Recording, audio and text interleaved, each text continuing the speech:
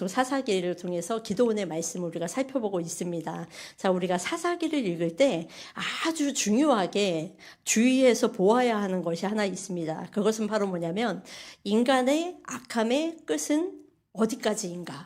그리고 반대로 하나님의 선하심과 은혜의 끝은 어디까지인가? 를 우리가 살펴보면서 이 기도원을, 이 사사기를 읽으셔야 합니다. 사사기에 공통된 이 패턴이 있다고 제가 설교 시간마다 말씀을 드렸습니다. 복습하는 의미로. 그 패턴은 뭐냐면 이스라엘 백성들이 죄를 지면 하나님께서 어떻게 하죠? 이 죄를 없이 하기 위해서 이방 민족이 이스라엘을 쳐들어와서 이스라엘을 압제하게 됩니다.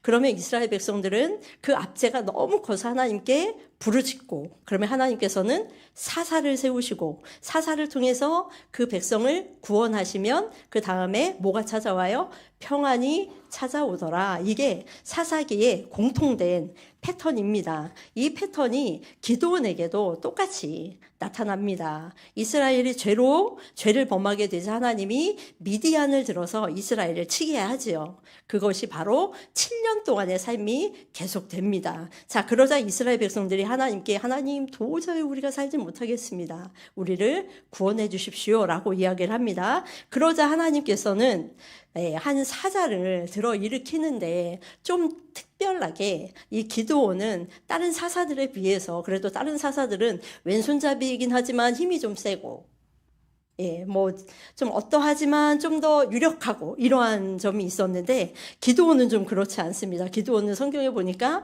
겁이 많고 두려움의 날마다 떠는 자였습니다. 그리고 그의 가문은 또 별 볼 일 없는 므낫세 가문으로 내세울 것도 없는 그러한 사람이었죠. 하지만 하나님은 이렇게 별 볼 일 없는 기드온을 찾으셔서 큰 용사라고 부르시고 내가 너와 반드시 함께 하겠다라고 말씀을 하십니다. 그것에 대한 은혜로 이 기드온이 300명의 군사와 함께 미디안 대군을 물리치는 역사가 바로 기드온 우리가 지지난주에 설명을 통해서 들었습니다. 그리고 이 미디안 대군을 이긴 다음에 그 승리가 누구에게 있는지 이 기드온이 이렇게 고백을 합니다. 사사기 7장 15절 하반절에 이렇게 말씀하는데 우리 같이 한번 읽어보도록 하겠습니다.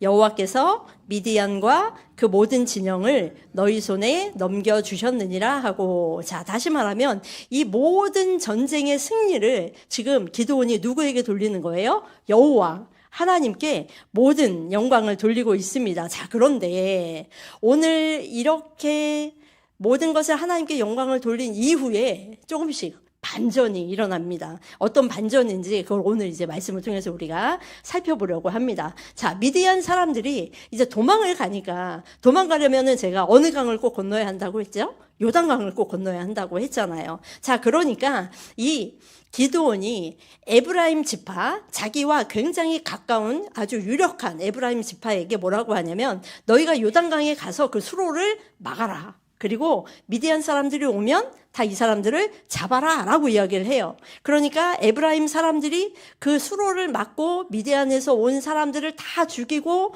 미디안 사람 중에 두 방백, 굉장히 높은 지도자 둘을 죽여서 그의 머리 2개를 가지고 누구에게 와요? 기드온에게 오지요. 기드온에게 온 다음에 미디안 사람들이 이렇게 따지고 묻니다. 야, 진작에 전쟁 처음부터 우리를 불렀으면 이렇게 전쟁이 여기까지 오지도 않고 빨리 전쟁이 끝났을 텐데 왜 우리를 부르지 않았니? 라고 이야기하는 거예요. 하지만 제가 지난주에 설교했듯이 기드온이 어떻게 했어요? 나팔을 불어서 이 모든 걸 알렸잖아요. 알렸는데도 오지 않은 에브라임 지파가 이제 와서 큰 소리를 치는 겁니다. 왜 우리 부르지 않았어? 불렀으면 우리가 진작에 도와줬을 텐데 라고 이야기를 합니다. 그러자 기드온이 그 화난 에브라임 지파에게 뭐라고 이야기하냐면, 야, 우리가 한 것보다 니네가 나중에 와서 한 게 더 커. 모든 이 전쟁의 승리는 너네 때문에 우리가 승리를 이길 수 있는 거야 라고 하면서 모든 공로를 하나님께 돌리는 게 아니라 이제 누구에게 돌려요? 에브라임 지파에게 공로를 돌리면서 이 에브라임 지파 강한 사람들에게 겸손하게 자기 자신이 낮아지는 것을 우리가 지난주에 살펴보았습니다. 이것과는 반대로 요단강에서 건너서 더 도망가는 미디안 사람들을 이 기드온이 쫓게 됩니다. 쫓으면서 숫곳과 브누엘이라는 지방에 가서 야 우리가 세바와 살문나 두 미디안의 왕들을 좇고 있는데 얘네들을 좇으려면 우리가 먹을 것을 좀 먹고 기력을 차려야 하니 떡덩이를 좀 줘라 라고 이야기할 때 이 숫곳과 브누엘 사람들이 떡덩이를 줬어요? 안 줬잖아요. 야 너네가 세바와 살문나가 니네 손에 있냐? 너네가 잡는다고 내가 어떻게 장담을 하냐? 그러면서 주질 않은 거예요. 그러자 기드온이 끝끝내 세바와 살문나를 추격해서 두 왕을 잡고 이들을 살려서 숫곳과 브누엘 지방을 다시 옵니다. 다시 와서 어떡하죠? 숫곳에 있는 70명의 장로들과 그 성읍 사람들을 들가시와 찔레로 다 찔려서 죽게 합니다. 그리고 브누엘의 곳에서는 망대를 헐고 그곳에 있는 사람들을 다 도륙하는 일이 벌어집니다. 자, 그렇다면 처음에는 하나님이 모든 전쟁의 주인이야, 하나님을 위하여라고 말을 했던 기드온이 이젠 어떻게 해요? 강한 사람에게서는 비굴하게 아첨하고 또 자기의 동족들은 자기의 복수심 때문에 죽이는 이러한 일들이 결과적으로 벌어지게 된 것입니다.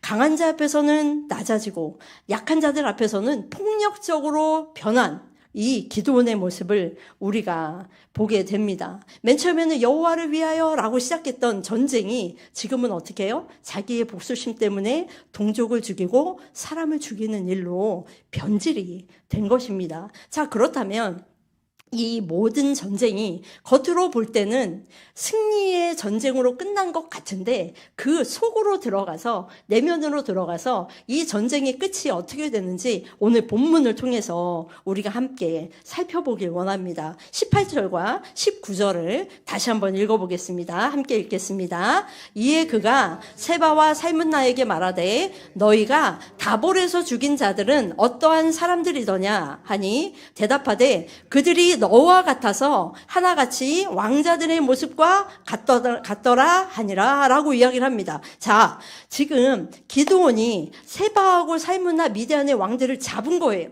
그리고 이 사람들한테 물어봐요. 야, 너네가 우리 민족에 와서 죽인 그 사람들은 어떤 사람들을 죽였냐라고 이야기를 하니까 이 사람들이 뭐라고 하냐면 기드온을 향해서 당신처럼 그 사람들이 누구와 같더라? 왕자와 같더라 라는 말을 합니다. 다시 말하면 당신과 같아서 내가 죽인 사람들은 왕자와 같습니다 라고 이야기하는 거는 기드온을 향해서 지금 뭐라고 부르는 거예요? 왕으로 대접을 하고 있는 겁니다. 자, 그러자 19절에 이렇게 이야기합니다. 그가 이르되 기드온이 이르되 그들은 내 형제들이며 내 어머니의 아들들이라 여호와께서 살아계심을 두고 맹세하노니 너희가 만일 그들을 살렸더라면 나도 너희를 죽이지 아니하였으리라 하고 라고 이야기합니다. 다시 말하면 끝까지 쫓아가서 세바와 살문나를 죽인 이유가 뭐냐면 자기의 동족을 죽였다는 거예요. 자기의 친형제들을 죽였다는 거예요. 근데 그 안에는 지금 뭐가 있어요? 감히 왕인 나 그리고 나의 왕과 같이 생긴 나의 형제들을 죽여? 감히 너희가? 이렇게 되는 겁니다. 자, 그러면 이 세바와 살문나 왕을 죽이려는 그 속마음에는 자기에 대한 복수의 마음이 그 가운데에 있다는 겁니다. 점점 우리는 여기서 뭘 봐야 하냐면 하나님께 향했던 그의 마음이 조금씩 누구에게로 향해요? 이제 자기 자신.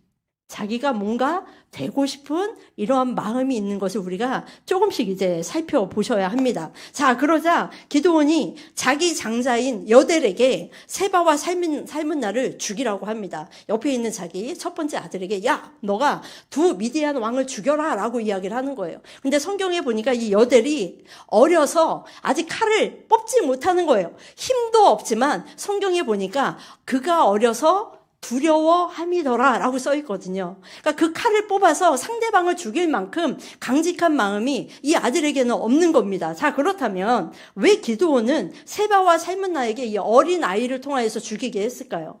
그게 바로 뭐예요? 두 왕을 모욕하기 위해서예요. 이 왕들이 힘도 없는 어린아이로 인해서 죽게 되었다라는 소식이 전해지면 모든 사람들이 아유, 왕이 그렇게 한찮은 사람한테 죽었대 하면서 모욕감을 주기 위해서 그렇게 얘기하는 겁니다. 자, 그러니까 21절에 보니까 세바와 살문나가 뭐라고 이야기하냐면, 야, 우리가 이 소년에게 죽으면 너무 창피하다.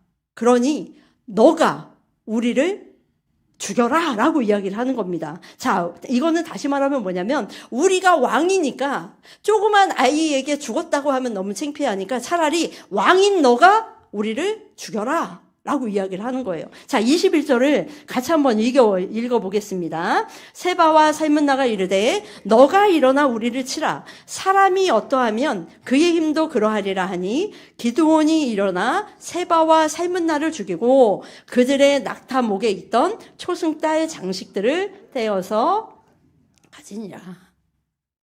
왕처럼 역임을 받은 기드온이 그들을 죽입니다. 그리고 죽인 다음에 굉장히 특별한 행동을 하나 합니다. 그게 바로 뭐냐면 그들의 낙타목에 있던 초승달 장식들을 떼어서 가지니라 라고 이야기를 합니다. 자, 가나안 족속에게 있어서는 해는 바알을 상징하고 달은 아세라를 상징합니다.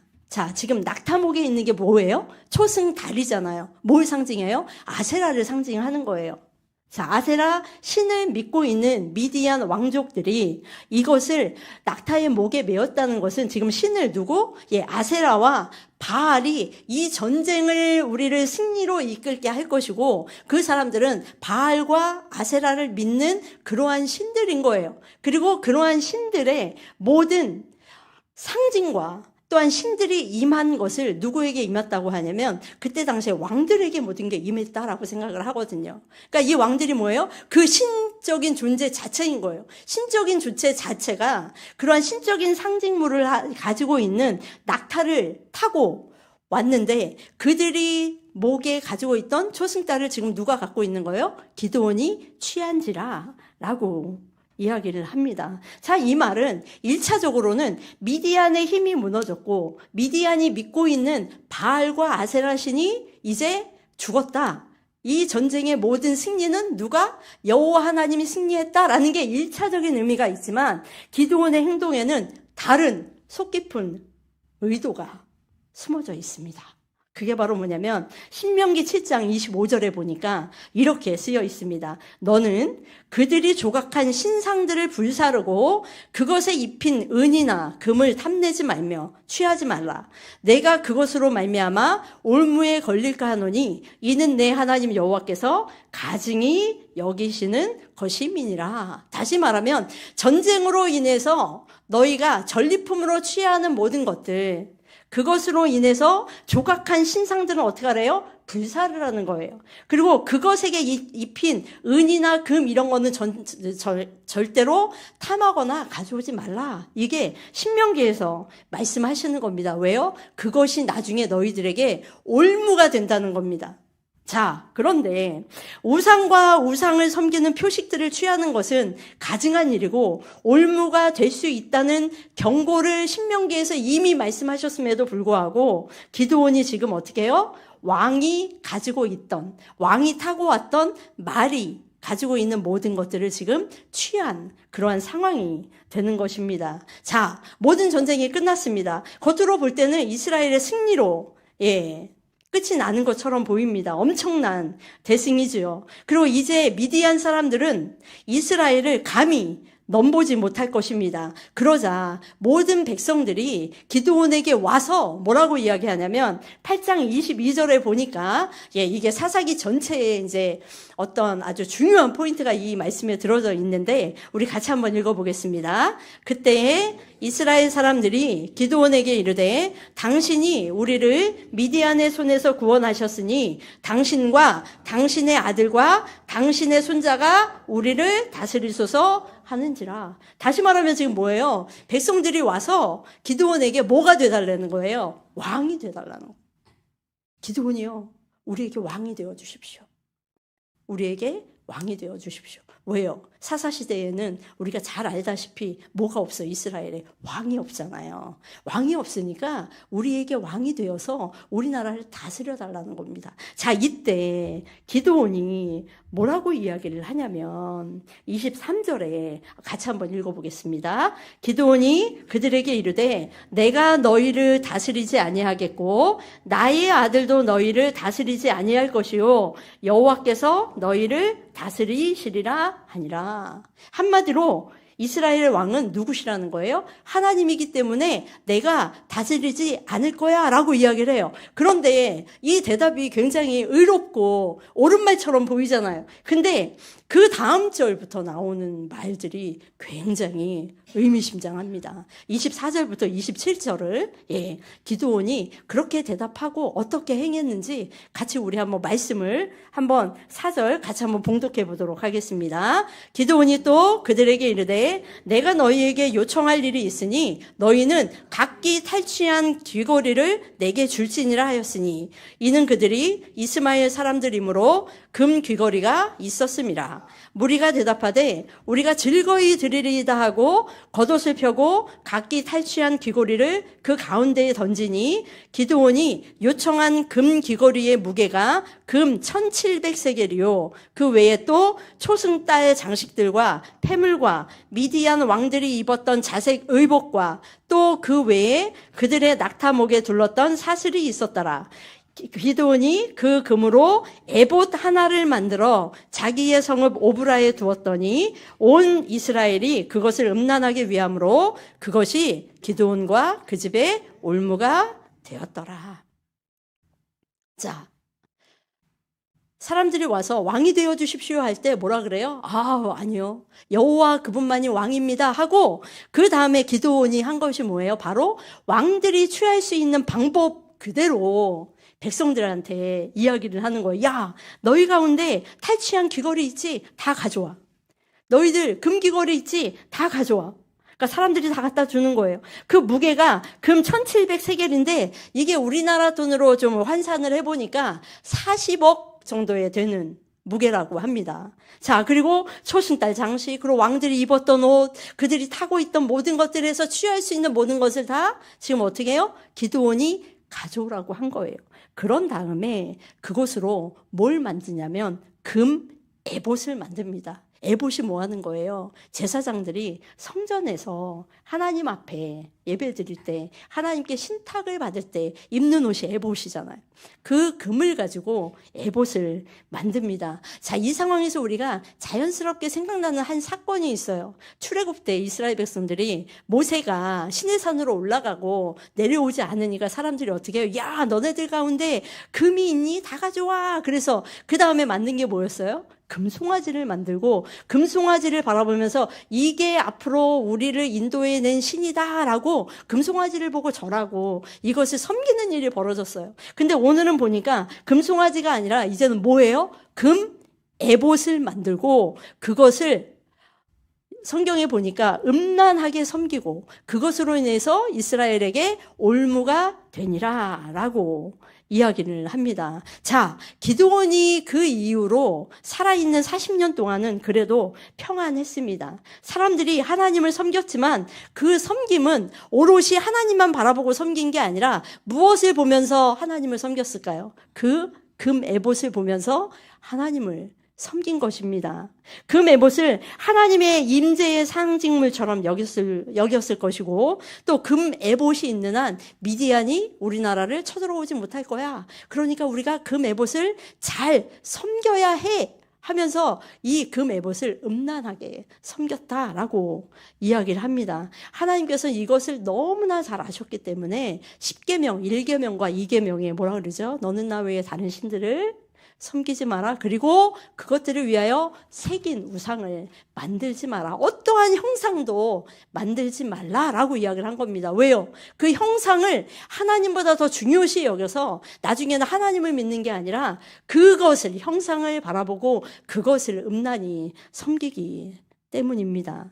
보이는 어떠한 우상이나 상징물은 우리에게 필요하지 않습니다. 오히려 그 안에 살아계신 하나님, 그 하나님이 우리에겐 굉장히 중요하죠. 보이는 법계, 보이는 언약계, 이것이 하나님은 중요하다고 이야기하지 않습니다. 그 말씀을 주신 그 하나님이 우리에게는 중요하다라는 것입니다.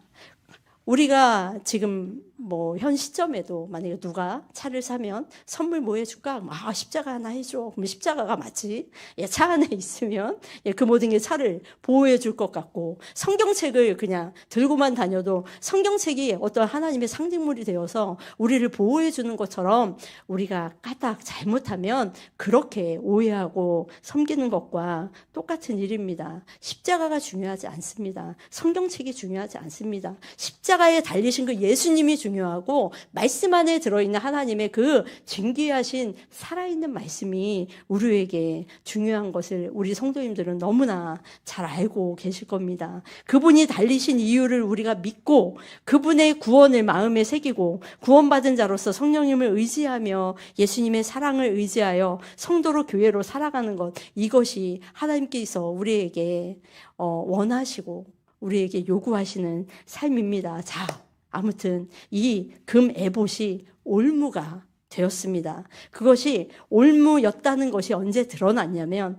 기드온이 죽은 다음에 이게 올무인 것이 드러납니다. 기드온이 살아있을 동안에는 미디안도 쳐들어오지 않았고 모든 백성들이 다 하나님 앞에서 평안을 누립니다. 그런데 기드온이 죽고 난 다음에 어떻게 되었냐면, 그동안 에봇을 통하여서 믿고 있던 이스라엘 백성들이 어떠한 삶을 살았는지 33절, 34절, 35절은 이렇게 이야기합니다. 제가 읽어드릴게요. 기드온이 죽음에 이스라엘 자손이 돌아서서 바알들을 따라가 음행하였으며 또 바알 브릿을 자기들의 신으로 삼고, 여기서 바알 브릿은 뭐냐면, 바알은 신이죠. 신 이름이고 브릿은 언약을 맺다라는 뜻입니다. 그동안은 이스라엘 백성들이 누구와 언약을 맺었어요? 하나님과 언약을 맺었잖아요. 그런데 기드온이 죽은 다음에는 이 사람들이 자기의 몸을 돌이켜서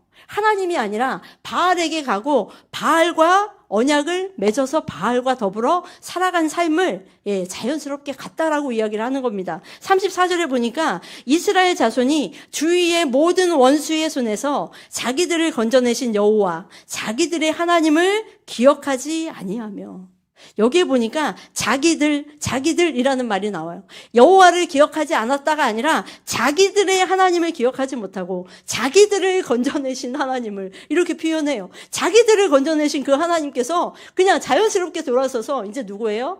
우상을 섬기고 우상의 형상 앞에 절하는 그러한 삶을 살아간 것입니다. 35절에 보니까 또 여룻바알이라 하는 기드온이 이스라엘에 베푼 모든 은혜를 따라 그의 집을 후대하지도 아니하였더라 라고 이야기합니다. 여룻바알의 뜻이 뭐죠?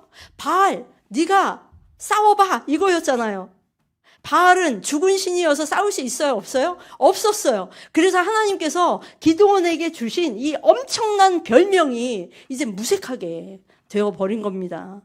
여룻바알이라 하는 기드온이 이스라엘에게 베푼 모든 은혜를 사람들이 기억도 하지 아니하고 사람들이 하나님을 저버리는 삶을 살아가게 된 것입니다. 하나님을 섬기면서 우상을 같이 사는 삶, 그리고 나중에는 어떻게 해요? 하나님을 저버리고 자연스럽게 우상만 섬기는 삶이 이 사사기의 삶이었던 것입니다. 이러한 올무의 결과가 바로 하나님께서 야, 너네들은 어떻게 하면 좋니? 라고 한탄하는 지경에까지 이르게 된 것입니다. 자, 그렇다면 기드온이 남긴 유산은 무엇일까요? 기승전결에서 이 결론이 행복하게 끝나면 너무 좋은데, 이 기드온에 남긴 유산은 전쟁의 승리나 놀라운 기적이 아닙니다. 하나님 없는 인간의 마음이 얼마나 빠르게 무너지는지, 우상이 그러한 삶에 얼마나 쉽게 우리의 삶 안으로 들어오는지 보여주는 것이 바로 이 기드온이 남긴 우리들의 유산입니다.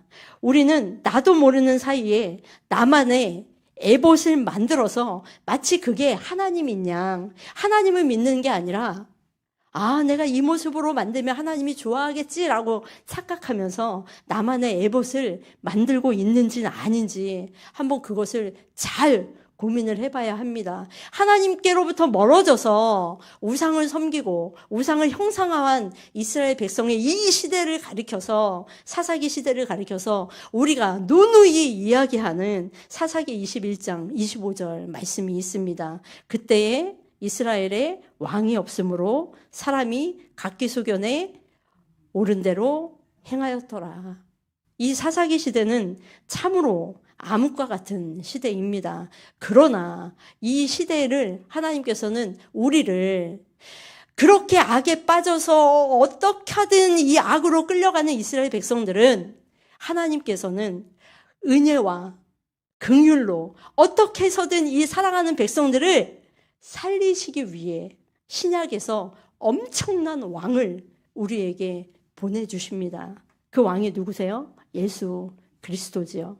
그리고 이 참된 왕이 오셨다는 소식, 예수 그리스도의 소식을 마태복음부터 요한계시록까지 구구절절 예수님의 이야기를 정말 끊이지 않고 계속 우리에게 복음이라는 것으로 우리에게 이야기를 해주고 있습니다. 동방박사가 유대인의 왕에 나신 것을 선포하고 예수님은 다윗의 왕위에 오르게 되시고 부활 후에는 하늘과 땅의 모든 권세를 가지신 왕으로 지금도 하나님 나라에서 그냥 계시는 게 아니라 이 땅을 통치하시고 이 땅을 다스리며 가십니다. 자, 사사기의 문제는 왕이 없었던 겁니다. 자, 그러면 우리가 살고 있는 이 시대는 뭐가 문제일까요?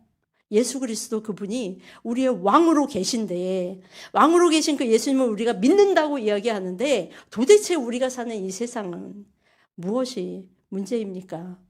왕으로 오신 그 예수님을 우리의 삶 가운데 모시지 않고 예수님 그분과 비슷한 어떠한 형상을 우리 가운데 에봇을 만들어서 또 닮은 다른 삶을 살아가고 있다면, 우리가 예수님이 이 땅 가운데 왕으로 오셨지만 왕이 우리 시대에도 여전히 없는 그러한 삶을 우리는 살 수밖에 없습니다. 그리고 이러한 시대 또한 우리의 소견에 옳은 대로 살아갈 수밖에 없는 그러한 시대를 살아갑니다.